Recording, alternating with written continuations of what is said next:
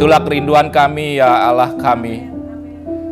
Kami mau dilawat oleh Roh-Mu, sehingga kami boleh diberkati oleh firman-Mu, sehingga kami boleh mengerti firman-Mu, kami boleh ditolong Roh Kudus-Mu untuk menjadi pelaku daripada firman-Mu. Bapa di surga, tiba saatnya kami mau mendengarkan firman-Mu. Biar Engkau sendiri Tuhan yang melawat kami. Biar Roh-Mu Tuhan yang melawat kami. Kau pakai lidah bibir hamba-Mu yang tidak ada apa-apanya untuk menjadi saluran berkat-Mu. Dan jadikan setiap kami tanah yang subur bagi firman-Mu. Terima kasih Bapa, di dalam nama Tuhan Yesus Kristus kami siap diberkati oleh firman-Mu. Haleluya, amin.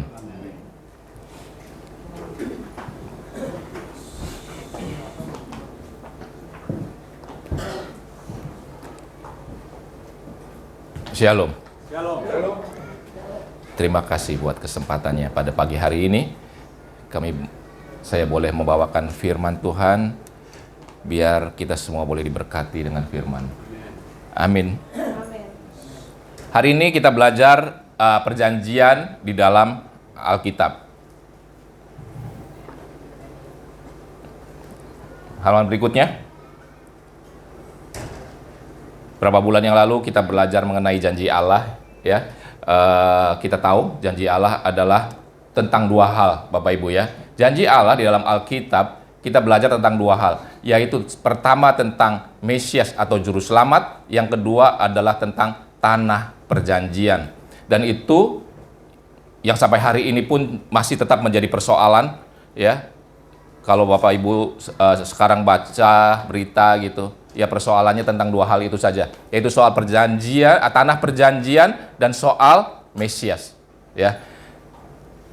Tapi kita semua udah belajar juga bahwa kita hidup di dalam zaman perjanjian baru, ya, sehingga kita tidak sedang menerima atau sedang mendapatkan janji Allah itu secara jasmani, yaitu bukan tanah perjanjian jasmani, dan bukan kita mencari Mesias atau Raja yang berkuasa di bumi ini, ya.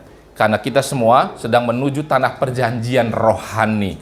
Dan Mesias kita membawa kita untuk masuk tanah perjanjian rohani, yaitu Dia sendiri yang menjadi Raja di kerajaan Allah, yaitu bukan kerajaan di Yerusalem jasmani, tapi di Yerusalem rohani, ya, di Yerusalem baru. Hari ini kita belajar mengenai perjanjian. Kita terus di halaman yang kelima. Terus, oke, ya. Hari ini kita belajar mengenai perjanjian di dalam Alkitab, ya. Perjanjian di dalam perjanjian lama. Saya baca saja biar cepat. Perjanjian Allah dengan Abraham di Kejadian 17 ayat 8 dikatakan sebagai berikut. Kepadamu dan kepada keturunanmu akan kuberikan negeri ini yang kau diami sebagai orang asing, yakni seluruh tanah Kanaan akan kuberikan menjadi milikmu untuk selama-lamanya, dan aku akan menjadi Allah mereka. Ayat 9, lagi firman Allah kepada Abraham, dari pihakmu engkau harus memegang perjanjianku, engkau dan keturunanmu turun-temurun. Inilah perjanjianku yang harus kamu pegang, perjanjian antara aku dan kamu serta keturunanmu, yaitu setiap laki-laki di antara kamu harus disunat. Jadi waktu Abraham dipilih untuk menjadi bapak orang percaya, Tuhan memilih Abraham. Allah memberikan perjanjian dengan Abraham bahwa keturunan Abraham harus turut kehendak Allah. Pada saat itu belum ada hukum Taurat, belum ada peraturan-peraturan atau hukum-hukum. Tapi Abraham dan keturunannya harus menuruti kehendak Allah, ya. Dan Allah akan menjadi Allahnya Abraham dan keturunannya, ya. Oke. Nah, kemudian Abraham mau menerima itu. Abraham juga bersepakat mengadakan perjanjian itu dengan Allah mereka, yaitu Allah kita. Elohim Yahweh, ya. Kemudian bangsa itu sesuai dengan kesepakatan dan sesuai dengan nubuatan Allah, keturunan Abraham itu tinggal di Mesir sebagai budak. Bapak Ibu ya. Sebagai budak mereka berada di Mesir. Kemudian kekristenan itu diperagakan bagaimana memindahkan umat pilihan dari tanah perbudakan ke tanah perjanjian untuk tinggal di tanah perjanjian, ya. Dan disitulah dibutuhkan Mesias, dibutuhkan pertolongan Tuhan, ya. Bagaimana perjalanan bangsa itu sampai bisa mencapai tanah perjanjian. Tapi apa yang ada di dalam perjanjian lama adalah nubuatan. Penggenapannya adalah yang ada di dalam perjanjian baru, ya. Iya, begitu ya. Maka waktu untuk keluar dari tanah perbudakan itu, Allah memberikan Paskah yang pertama. Seperti kita baca di Keluaran 12 ayat 7 dikatakan, kemudian dari darahnya haruslah diambil sedikit dan dibubuhkan pada kedua tiang pintu dan pada ambang batas pada rumah-rumah di mana orang memakannya. Dagingnya harus dimakan mereka dan pada malam itu juga harus dimakan pada malam itu juga. Yang dipanggang mereka harus makan dengan roti yang tidak beragi beserta sayur pahit. Nah, kemudian sesudah makan itu mereka keluar. Mereka keluar dari tanah perbudakan untuk menuju tanah perjanjian, ya. Nah, sesudah keluar di Gurun Sinai, Allah mengadakan perjanjian, meneguhkan perjanjian dengan bangsa Israel, yaitu keturunan Abraham yang tadi dinubuatkan beberapa ratus tahun sebelumnya. Yaitu kita bisa baca di Keluaran 24 ayat 7 dan 8 yang saya bacakan sebagai berikut. Diambilnyalah kitab perjanjian itu, lalu dibacakannya dengan didengar bangsa itu, dan mereka berkata, segala firman Tuhan akan kami lakukan dan akan kami dengarkan. Kemudian Musa mengambil darah itu dan menyiramkannya kepada bangsa itu, serta berkata, inilah darah perjanjian yang diadakan Tuhan dengan kamu berdasarkan segala firman ini. Jadi begini Bapak Ibu ya, sesudah bangsa Israel atau keturunan Abraham itu tinggal 400 tahun dalam perbudakan, Allah membebaskan dari perbudakan, tanah perbudakan untuk menuju tanah perjanjian. Ya, itulah kekristenan. Dari tanah perbudakan menuju tanah perjanjian. Sesudah keluar, maka Allah memberikan kepada bangsa Israel yang notabene adalah budak yang baru keluar, satu ketentuan-ketentuan Allah, yaitu Allah memperkenalkan apa yang dikenal oleh umat manusia sebagai hukum Taurat. Jadi hukum Taurat itu Allah sendiri yang memberi. Yang kita kenal ada 10 perintah Tuhan, tapi orang Yahudi atau bangsa Israel sendiri mengetahui bahwa itu bukan cuma 10. Mereka menjabarkan dan mereka menuliskan ada 613 hukum Taurat, Bapak Ibu, ya. Ada 365 hukum yang positif dan sisanya hukum yang negatif. Jadi setidak-tidaknya ada satu hukum yang mereka harus pelajari atau mereka harus lakukan, ya. Dan di dalam hukum itu, di dalam hukum Taurat itu mencakup banyak hal. Yang namanya hukum, kalau dilanggar, biar sama satu akan mendatangkan hukuman. Tapi bangsa Israel ditanya sama Tuhan, mau nggak jadi umatku? Dan Allah menjadi Allahnya mereka, yaitu dengan cara menerima hukum itu, menuruti kehendak Allah yang tertulis dalam hukum itu. Dan bangsa Israel bilang, mau. Maka dengan mau, jadilah perjanjian. Itulah yang disebut perjanjian lama. Mereka harus melakukan hukum-hukum Allah yang tertulis, yang diberikan melalui hambanya Musa, ya, dan Allah menjadi Allah mereka.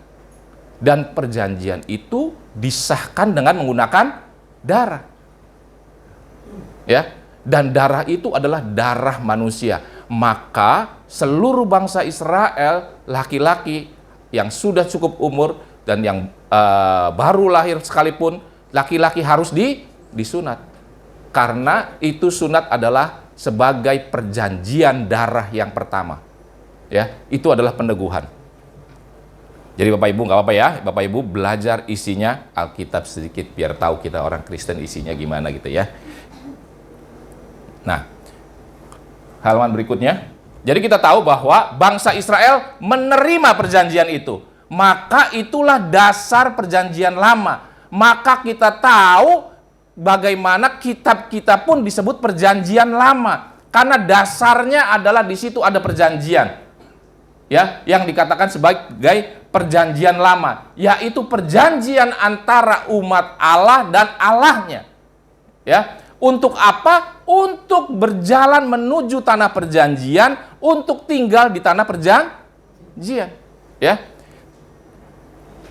Nah, di halaman berikutnya saya bacakan, umat Allah harus mentaati firman atau perintah Allah seperti yang tertulis di hukum Taurat, yang mulanya atau singkatnya dikenal dengan 10 perintah Allah, ya. Allah menjadi Allah mereka.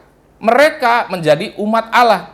Sehingga seluruh umat Allah berada dalam perlindungan, tuntunan dan pemeliharaan.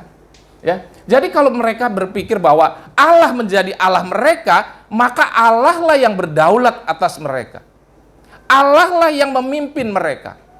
Allah lah yang melindungi, memeliharakan mereka. Tapi dari pihak manusia atau pihak mereka, mereka harus mengikuti kehendak Allah. Harus mengikuti hukum-hukum Allah yang sudah ada dalam perjanjian itu. Jadi perjanjian itu kedua belah pihak harus menepati atau mengikuti. Amin Bapak Ibu ya. Nah, persoalannya adalah apakah hukum Taurat atau hukum-hukum Allah itu digenapi atau dilakukan oleh bangsa Israel atau keturunan Abraham pada saat itu atau tidak. Ya. Kita belajar bahwa bangsa Israel tidak melakukan atau seringkali tidak melakukan, walaupun bangsa Israel mereka merasakan bagaimana mujizat pemeliharaan penyertaan Tuhan Allah mereka, walaupun melihat merasakan bagaimana hebatnya Allah mereka memeliharakan mereka, tetap saja bangsa Israel berkali-kali tidak menepati perjanjian itu. Amin. Sampai-sampai bangsa Israel dihukum. Berkali-kali dihukum. Dan puncaknya adalah bangsa Israel dikeluarkan dari tanah perjanjian. Amin. Sampai hari ini pun bangsa Israel kesulitan menepati tanah perjanjian itu. Amin. Orang-orang di sekitarnya atau orang-orang lain pasti berusaha mengeluarkan dari tanah perjanjian. Amin. Ya. Itulah yang menjadi dasar perjanjian lama atau kitab perjanjian lama. Bagaimana satu bangsa dipeliharakan Tuhan pada saat memelihara perjanjian itu. Bagaimana satu bangsa dipukul Tuhan, dihukum Tuhan karena keluar dari perjanjian itu. Ya, seharusnya Allah menjadi Allah mereka yang mereka ikuti dan mereka peliharakan. Bapak Ibu, berjalan di padang pasir ya bukan satu hal yang mudah. Kalau orang zaman sekarang satu orang saja atau segerombolan sedikit orang suruh berjalan dari Mesir sampai ke Yerusalem, ya mungkin sebagian besar akan mati loh. Mungkin gak ada yang selamat loh. Ya. Tapi jutaan orang bisa berjalan dan puluhan tahun kalau tidak kekurangan air, tidak kekurangan makan, tidak mati kepanasan, itu suatu mujizat yang luar biasa. Padahal bangsa-bangsa lain atau orang-orang lain mencegah, menghalangi supaya tidak masuk ke tanah perjanjian. Amin. Ya. Kita baca beberapa ayat. Sesuai hukum Taurat, setiap perdamaian, juga perdamaian antara Allah dan umatnya harus disahkan dengan darah. Seperti yang tertulis dalam Imamat 17 ayat 11 dikatakan, karena nyawa makhluk ada di dalam darahnya, dan aku memberikan darah itu kepadamu di atas mezbah untuk mengadakan pendamaian bagi nyawamu, karena darah mengadakan pendamaian dengan perantaraan nyawa.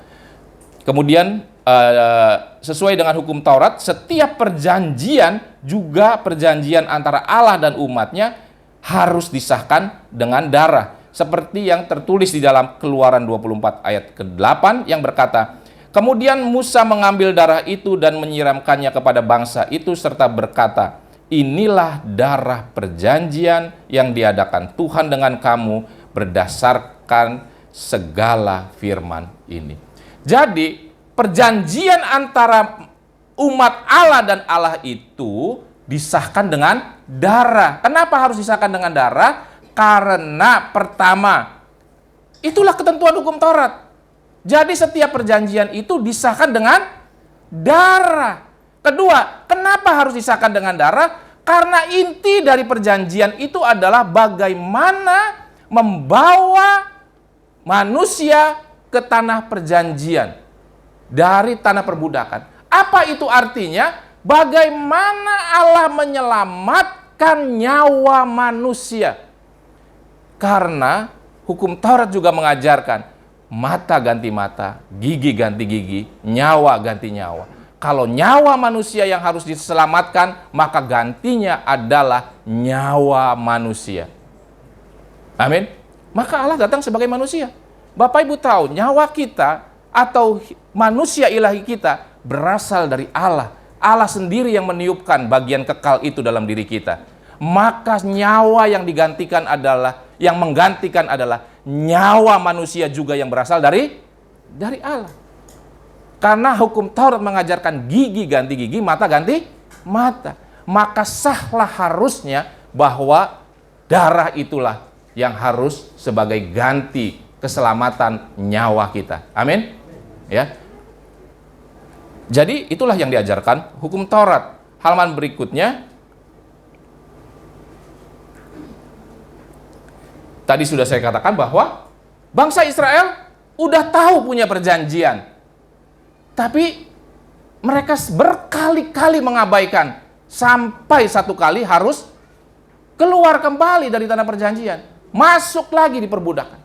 Dan sampai hari ini sudah berkali-kali Bapak Ibu.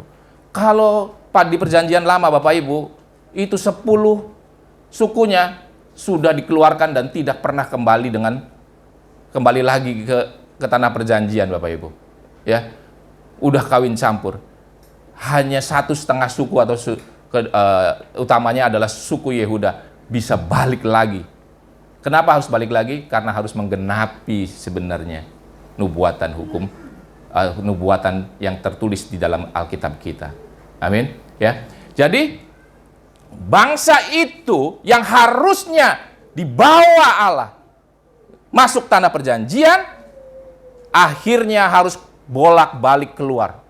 Bukan hanya tahun 700, tahun 500 sebelum Tuhan Yesus lahir. Sampai sesudah Tuhan Yesus lahir pun dikeluarkan lagi loh. Berserakan ke seluruh dunia. Balik lagi tahun 1955-an. Sekarang pun semua bangsa, banyak bangsa berusaha mengeluarkan lagi. Amin. Ya, jadi perjuangan untuk masuk tanah perjanjian tidak mudah. Perjuangan masuk tanah perjanjian menghadapi tantangan. Perjuangan masuk tanah perjanjian membutuhkan ketaatan, pemenuhan terhadap perjanjian. Bangsa Israel gagal, Bapak Ibu. Ya, bangsa Israel gagal sehingga harus bolak-balik keluar. Harus dikeluarkan kembali. Ya. Kita baca halaman berikutnya. Karena kegagalan bangsa Israel, maka Allah merancang perjanjian yang baru, menubuatkan perjanjian yang baru. Ya, seperti yang Bapak Ibu bisa baca di Yeremia 31 ayat 31 sampai 34. Bapak Ibu baca ya. Kali ini Bapak Ibu baca ayat 3, saya baca ayat 31, Bapak Ibu baca ayat 32, kemudian saya ayat 33 ya. Dan Bapak Ibu baca ayat 34. Saya baca dulu di Yeremia 31 ayat 31. Sesungguhnya akan datang waktunya, demikian firman Tuhan, Aku akan mengadakan perjanjian baru dengan kaum Israel dan kaum Yehuda. Ayat 32, 1, 2, 3.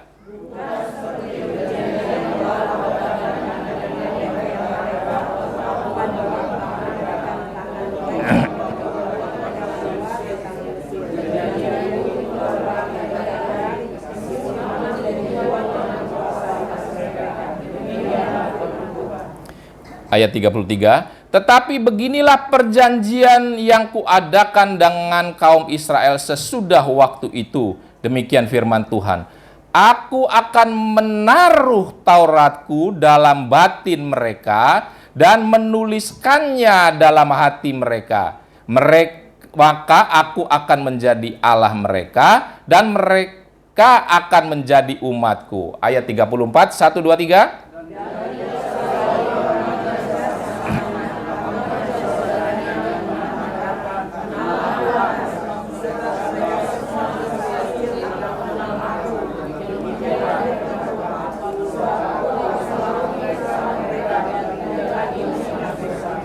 Amin ya. Jadi Allah bernubuat, Allah merencanakan, dan rencana Allah itu diberitahukan kepada umatnya. Maka disebut Allah bernubuat ya. Sesungguhnya akan datang, jadi akan datang, akan terjadi. Demikian firman Tuhan. Aku akan mengadakan perjanjian baru.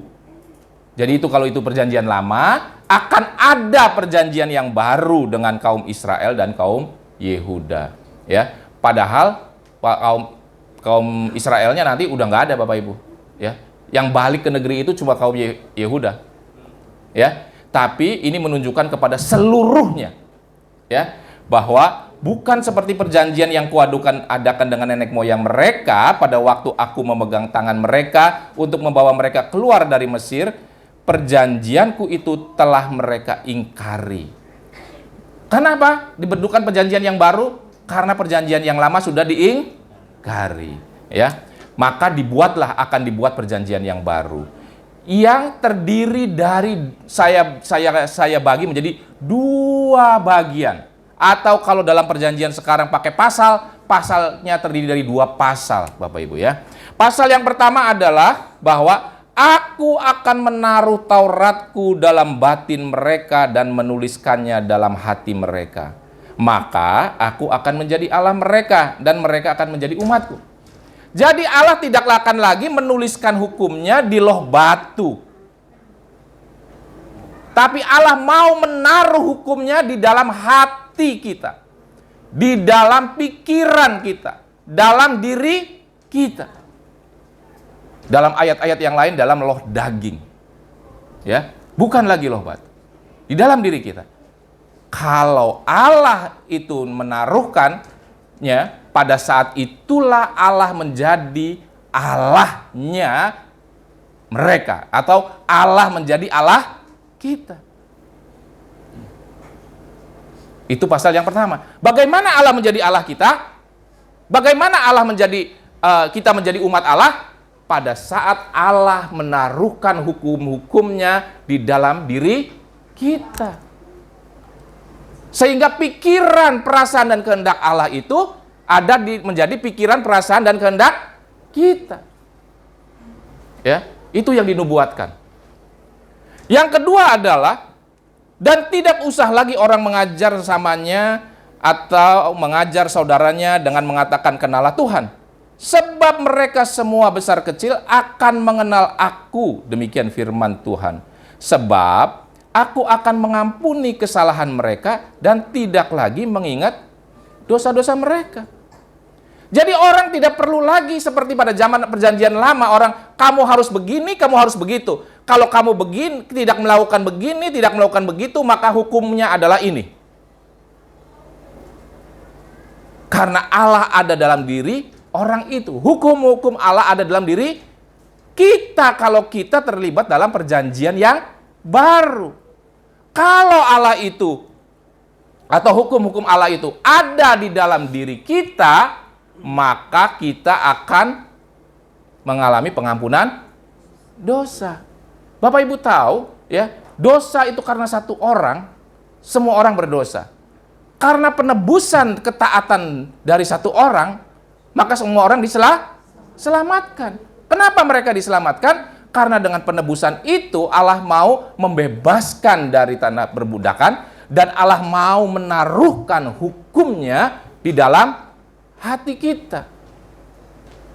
Apa yang hilang dari perjanjian apa yang hilang pada waktu manusia pertama melakukan dosa? Yang hilang adalah pikiran, perasaan, kehendak Allah. Amin. Yang hilang adalah pikiran, perasaan, kehendak Allah. Manusia makan buah pohon tidak makan buah pohon kehidupan, yaitu firman. Manusia makan buah pohon pengetahuan baik dan jahat. Dan sesudah itu, sampai saat ini, sampai akhir zaman sekalipun, manusia ngerasa dirinya punya pikiran yang lebih benar daripada firman Allah. Amin. Mana mau kita bagi-bagi ke orang? Susah-susah kita cari uang. Mana mau kita bagi ke orang? Mana mau kita ngampuni orang? Nggak gampang. Amin. Mana mau kita mengasihi musuh kita? Ya kan? Orang saudara sendiri aja susah dikasihi. Istri sendiri, suami sendiri aja susah dikasihi. Apalagi musuh. Karena kita punya pikiran sendiri. Ya kan? Susah kita jadi pelaku firman. Ya kan? Tapi itu yang hilang, Allah mau kembalikan dengan menaruh hukum-hukumnya, perasaan, pikiran, perasaan. Karena itu, bisa manusia itu, satu orang bisa menyelamatkan semua orang, karena yang dirubah adalah pikiran, perasaan, dan kehendak. Amin. Ya. Jadi, perjanjian yang baru dinubuatkan akan berisi 2 pasal.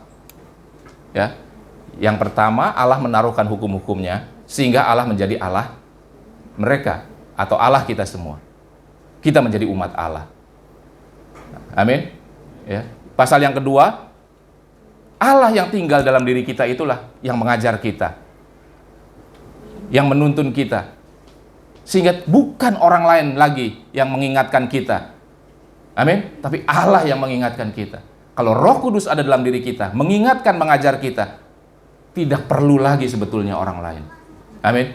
Kita baca firman, kita dengar firman, Roh Kudus yang dalam diri kita yang mengingatkan kita untuk mengenal kehendak Allah, pikiran Allah, sehingga kita bisa melakukan kehendaknya. Amin.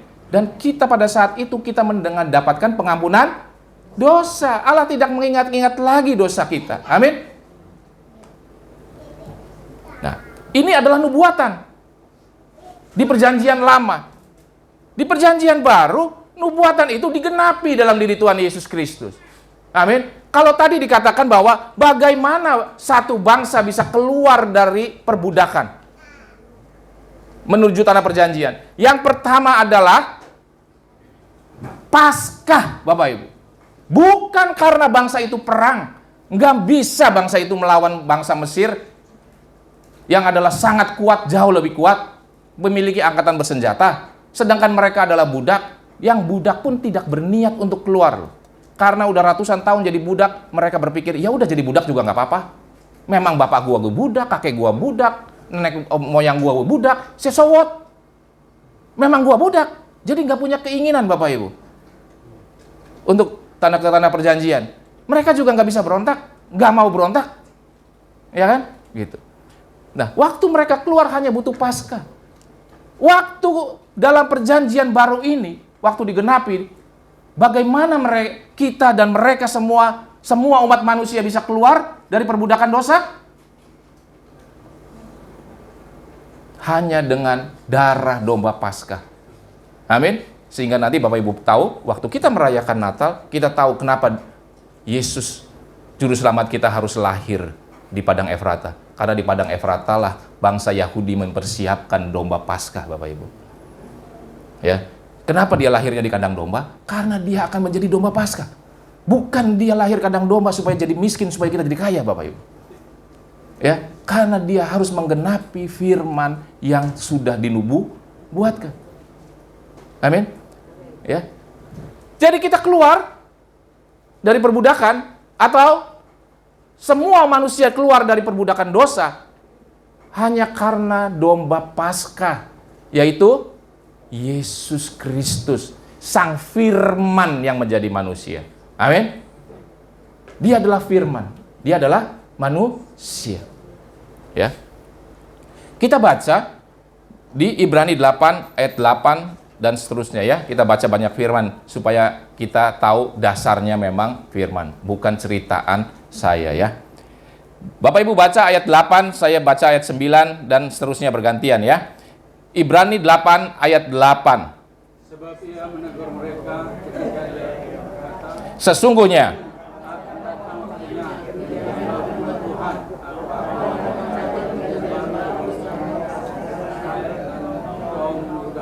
bukan seperti perjanjian yang telah kuadakan dengan nenek moyang mereka pada waktu aku memegang tangan mereka untuk membawa mereka keluar dari tanah Mesir, sebab mereka tidak setia kepada perjanjianku dan aku menolak mereka. Demikian firman Tuhan. Ayat 10, 1, 2, 3.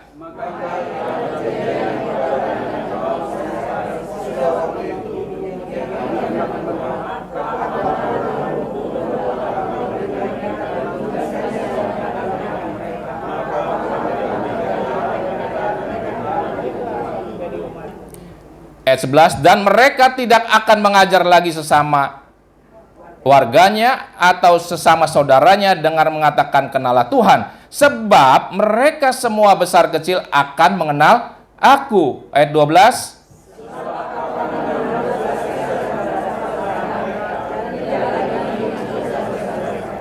Amin ya. Jadi sama.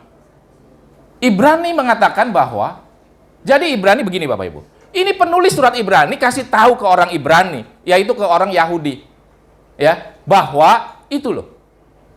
Apa sih kekristenan itu? Apa sih yang diimani itu atau Yesus itu? Ya kan?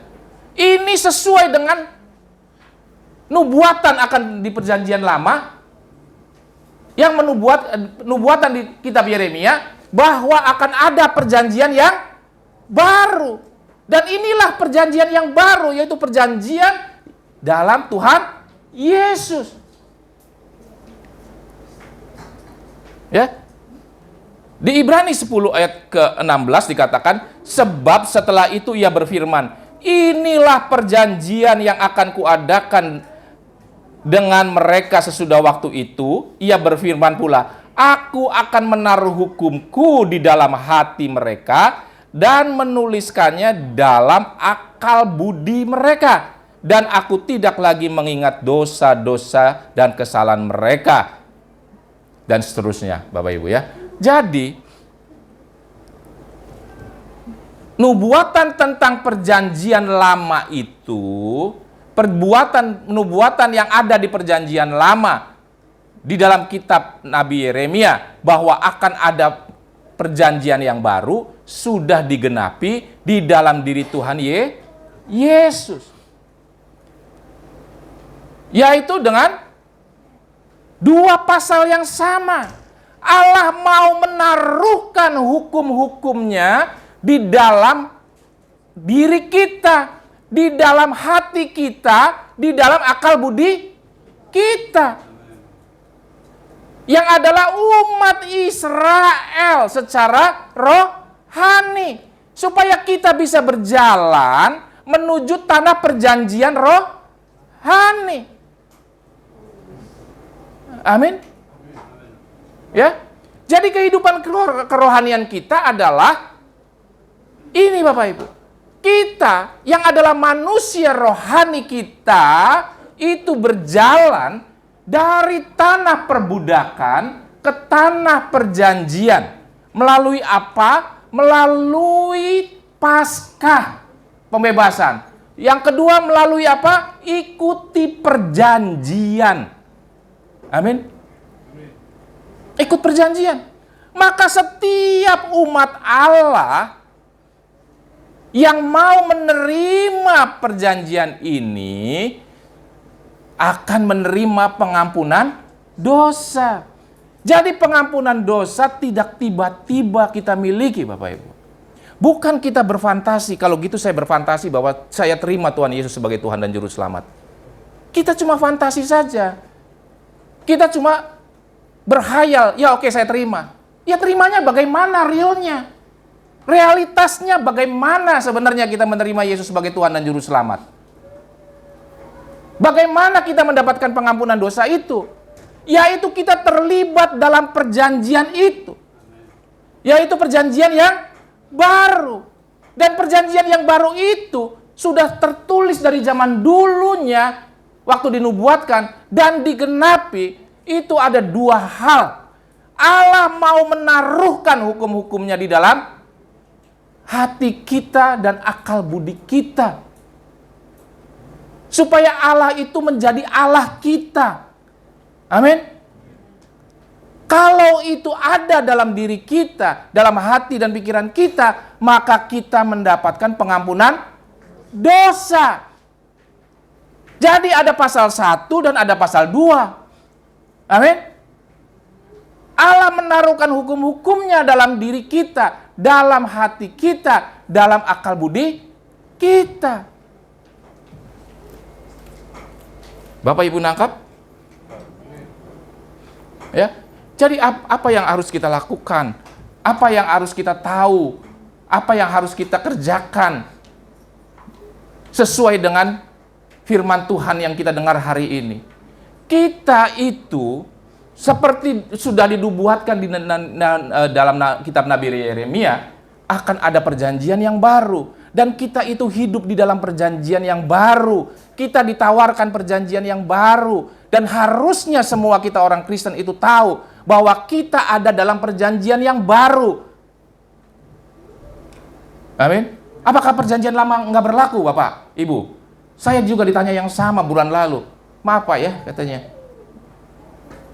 Emang perjanjian lama nggak berlaku? Saya kasih tahu Bapak Ibu, perjanjian lama memang tertulis.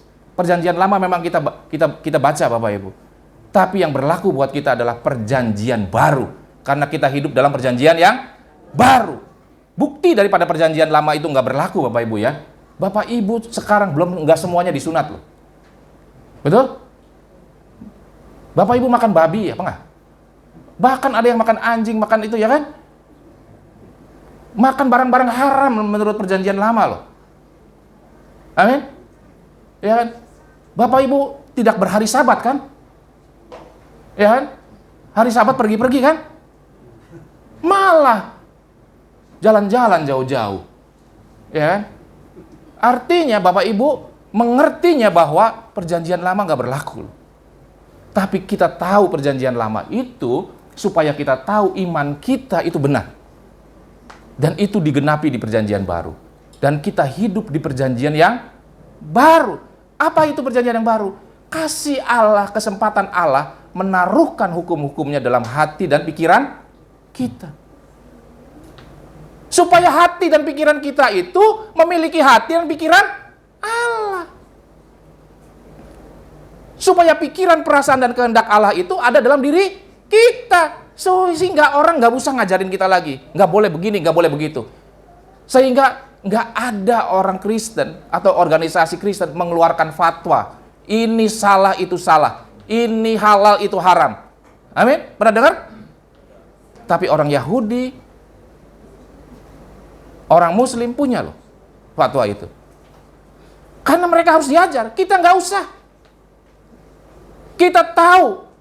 Karena pikiran kita, perasaan kita harusnya sama dengan pikiran perasaan Allah. Dengan cara apa Allah menaruhkan hukum-hukumnya itu?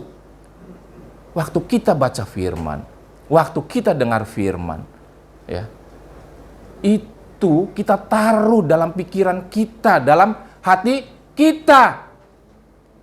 Kita analisa pikiran kita bahwa firman Tuhan itu benar. Kita terima di hati kita, firman Tuhan itu benar. Amin. Kalau Bapak Ibu dengar firman atau baca firman, terus hati kita atau pikiran kita bilang, wah nggak bisa. Kalau yang begini nggak bisa. Ya. Kalau kita dagang jujur, gimana kasih makan anak? Ya kan? Kalau kita kerja jujur nggak mencuri, gimana kita kasih bayar uang sekolah anak? Itu firman Tuhan kita anggap salah Bapak Ibu. Ya, sehingga kita lebih baik tidak jujur daripada melakukan apa yang kehendak Allah. Amin. itu kita anggap firman Tuhan itu nggak benar, nggak bisa diterapkan. Itu artinya kita nggak mau menaruhkan hukum-hukum Allah itu dalam pikiran dan hati kita. Amin. Kalau kita nggak mau mengasihi orang lain, ya, nggak mau mengasihi musuh kita, nggak logika katanya, kata pikiran kita, ya kan?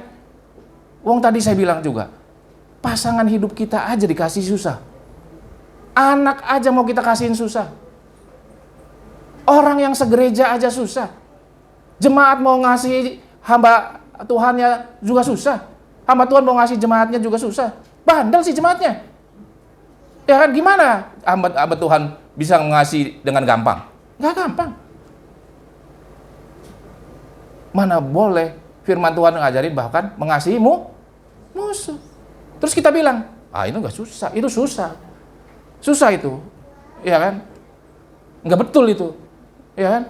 Artinya kita nggak mau naruh di pikiran kita, nggak mau naruh di hati kita bahwa itu adalah kebenaran. Amin. Kalau kita nggak mau menaruh kehendak Allah itu, pikiran perasaan Allah itu dalam diri kita, sebetulnya kita tidak sedang memenuhi perjanjian. Amin. Kalau kita tidak menerima perjanjian pasal 1, terus kita bisa menerima perjanjian pasal 2? Gak bisa, Bapak Ibu. Amin. Ya. Nah, kita tahu bahwa kita ada dalam perjanjian. Kalau kita berkata bahwa saya orang Kristen terima pengampunan dosa, kapan? Kapan? Waktu kita terikat dalam perjanjian. Bukan waktu kita berimajinasi, Bapak Ibu. Kita berimajinasi jadi orang kaya, nggak jadi kaya. Waktu kita melakukan pekerjaan kita dengan benar, kita bisa jadi orang kaya. Betul? Kita berimajinasi bakal lulus sekolah, buat anak-anaknya sekolah, tidak bisa jadi kenyataan, kecuali kita belajar dan lakukan kewajiban itu.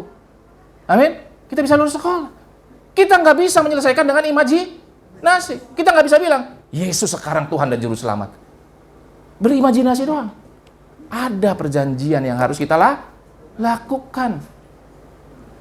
Amin? Yaitu perjanjian yang baru. Taruh hukum-hukum Tuhan di pikiran kita, di akal budi kita, dalam hati kita. Amin? Supaya kita menjadi imago Dei yang pernah saya sampaikan. Kita menjadi sama seperti gambar Allah. Amin? Kita menjadi sama, semakin serupa dengan Kristus. Semakin serupa dengan gambar Allah. Semakin serupa dengan pikiran Allah, perasaan Allah, dan kehendak Allah. Amin, Bapak Ibu ya. Saya cepatkan saja halaman berikutnya. Ya. Maka Bapak Ibu, ya, Tuhan Yesus sendiri mengajarkan tentang dalam perjamuan akhir sebagai berikut.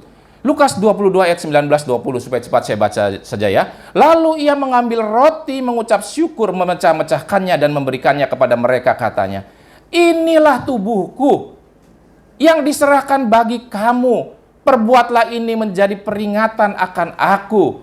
Demikian juga dibuatnya dengan cawan sesudah makan. Ia berkata, cawan ini adalah perjanjian baru oleh darahku yang ditumpahkan bagi kamu. Ya kan? Di 1 Korintus 11 ayat 23 sampai 25 saya baca ya. Sebab apa yang telah kuteruskan kepadamu telah aku terima dari Tuhan, yaitu bahwa Tuhan Yesus pada malam waktu ia diserahkan mengambil roti, dan sesudah itu ia mengucapkan syukur atasnya. Ia memecah-mecahkannya dan berkata, inilah tubuhku yang diserahkan bagi kamu. Perbuatlah ini menjadi peringatan akan aku, Tuhan Yesus. Demikian juga ia mengambil cawan sesudah makan. Ia berkata, cawan ini adalah perjanjian baru yang dimeteraikan oleh darahku. Perbuatlah ini setiap kali kamu meminumnya menjadi peringatan akan aku.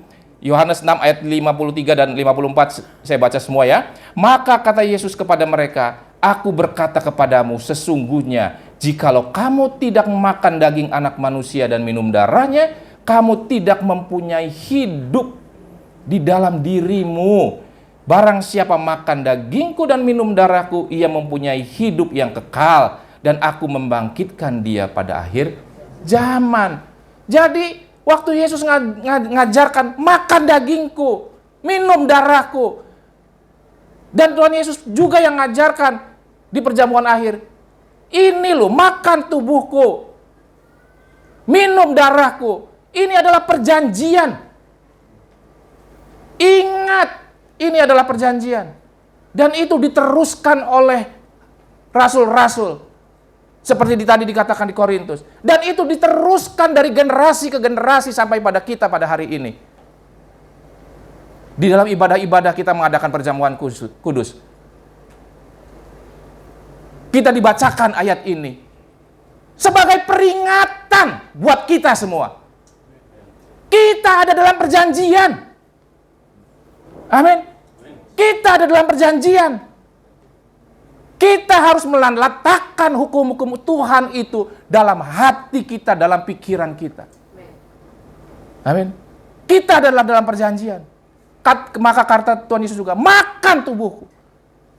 Yesus yang adalah firman. Kita harus terima firman itu. Amin. Terima dalam pikiran kita. Terima dalam hati kita. Kebaktian. Bukan cuma nyanyi-nyanyi, Bapak Ibu. Kebaktian. Bukan cuma kita senang-senang. Kebaktian bukan kita minta Tuhan melakukan apa yang kita mau. Kita mendengarkan firman supaya kita diingatkan. Supaya kita menaruh kehendak Allah itu dalam hati kita. Dalam pikiran kita. Supaya kita itu melakukan apa yang menjadi kewajiban dalam perjanjian itu. Amin. Kita hidup dalam perjanjian, Bapak Ibu. Perjanjian itu, taruh hukum-hukum itu dalam hati dan pikiran kita. Amin. Maka kita akan dirubahkan. Maka Allah akan menjadi Allah kita. Dan itu hanya bisa dilakukan dengan darah Kristus. Darah Kristus yang adalah Roh Kudus itu yang menolong kita. Amin. Itu yang memampukan kita mengerti akan kehendak Allah, pikiran Allah. Biarkan Roh Kudus itu bekerja dalam diri kita. Supaya kita mampu menerima kebenaran firman Tuhan itu. Dan kita menjadi pelakunya. Biar firman itu yang mengubah diri kita. Kalau kita meletakkan itu dalam diri kita, pikiran kita berubah.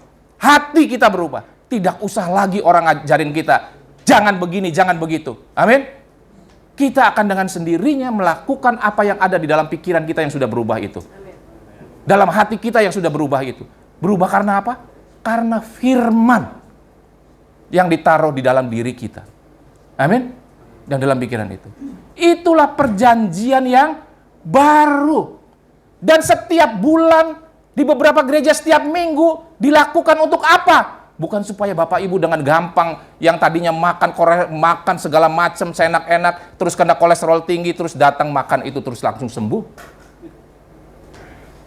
Sebab Tuhan tidak pernah menjanjikan juga sih bahwa itu jadi seperti penurun kolesterol kan?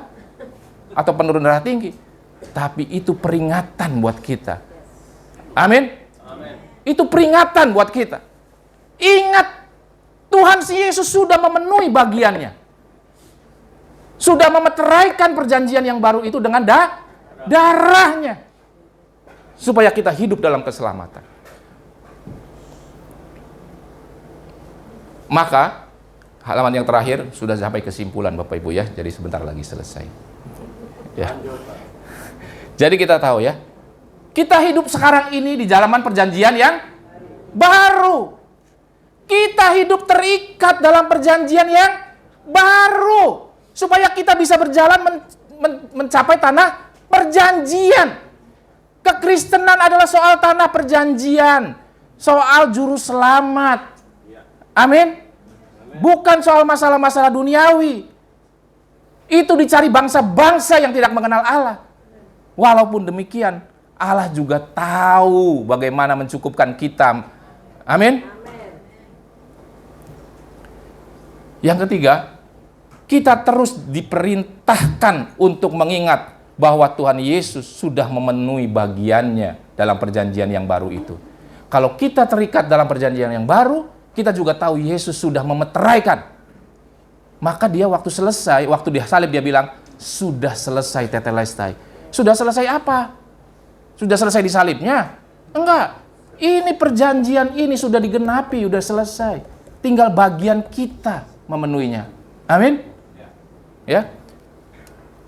Selama kita masih hidup di dunia ini, kita berkesempatan memenuhi bagian kita sesuai dengan perjanjian yang baru. Selama kita hidup di dunia ini adalah kesempatan untuk menaruh hukum-hukum Allah di dalam hati dan pikiran kita, di dalam akal budi kita. Semasa kita masih hidup di dunia ini adalah kesempatan untuk kita menerima firman Allah itu, menaruhkan firman Allah itu dalam hati dan pikiran kita, untuk merubah hati dan pikiran kita semakin serupa dengan pikiran dan kehendak Allah, supaya semakin serupa dengan hati dan pikiran Allah, Bapak Ibu. Dan itu kita bisa ukur kok. Amin. Coba Bapak Ibu pikir, 5 tahun lalu kita udah jadi Kristen, 10 tahun lalu kita jadi Kristen. Hari ini sama enggak?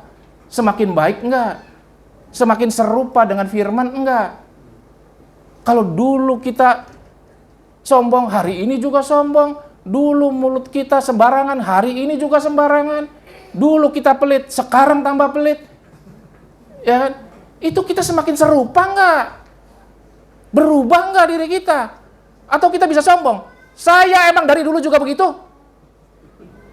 Ya kan? Ada juga orang yang tambah sombong gitu. Tambah tua, tambah sombong, Bapak Ibu. Ya kan? Padahal tambah tua kan tambah deket. Waktunya tambah pendek. Ya kan?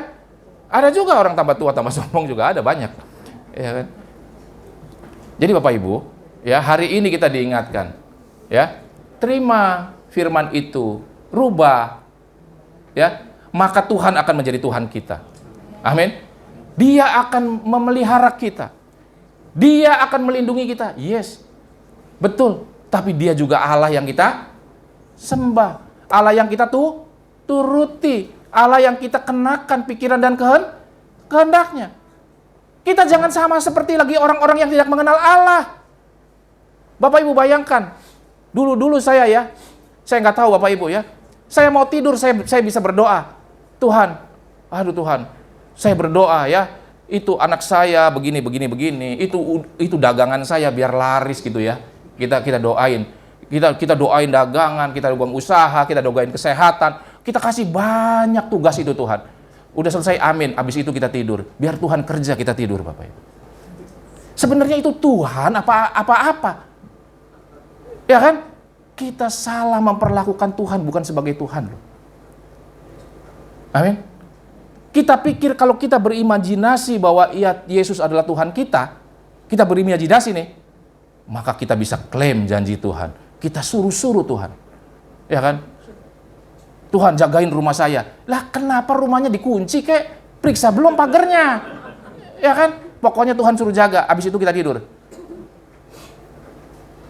Tuhan suruh kerja, kita tidur. Saya nggak tahu Bapak Ibu, kalau mau tidur doa gitu nggak? Ya. Tuhan disuruh, habis itu tidur. Kalau Bapak Ibu ngomong ke istri atau ke suami ya, Pak, gini ya, oke, habis itu tidur. Loh, habis itu nyuruh tidur dia, ya kan? Rasanya kok disuruh habis itu dulu tidur, ya kan? Coba Bapak Ibu, kalau punya temen, nih ya, mau kerja ini, habis ini ya, itu habis ini beresin, kau bawa gitu ya. Habis itu udah selesai perintahin, Bapak Ibu tidur, ya kan? Yang disuruh nesu kan? Ya nggak? Gimana lu suruh gua habis itu lu sendiri tidur? Lah kita perlakukan Tuhan. Minimal saya suka begitu Bapak Ibu. Ya, jadi karena itu saya lebih senang doa pagi-pagi. Ya, gitu. Supaya jangan suruh habis itu tidur. Dan juga kita ke Tuhan kita ikuti pikiran perasaan kehendak Dia. Bahwa Dia akan peliharakan kita itu mesti. Itu udah lazimnya, itu udah dengan sendirinya. Amin. Ya, tapi kita harus memperlakukan Dia sebagai Allah kita, sebagai Tuhan kita. Ya, selama hidup di dunia kita berkesempatan memenuhi bagian kita. Ya, dalam perjanjian baru, kita harus mengisi diri kita dengan firman Kristus dan terus dipimpin oleh Roh Kudus. Amin Bapak Ibu. Kita tahu sekarang hidup kita adalah di perjanjian yang baru. Karena itu Bapak gereja susah-susah bikin kasih judul Alkitab kita perjanjian baru. Karena itu kitab tidak dikasih nama berkat baru Bapak Ibu.